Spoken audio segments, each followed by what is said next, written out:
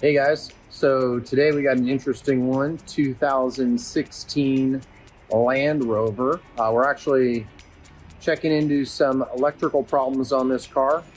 So this is the level that we go to here. We got the wiring diagram up, checking individual terminals of this Land Rover.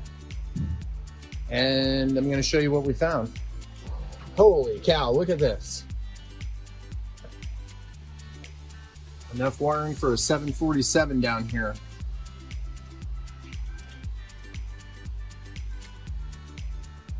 So this vehicle actually had a CAN network problem.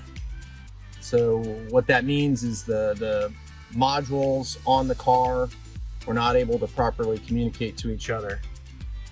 So you can see here this wire is actually, well, we've got one broken and one frayed.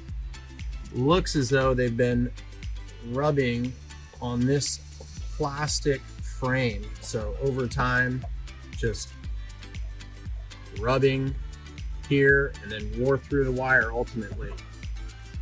So you're gonna get that wire fixed and then everything will be fine.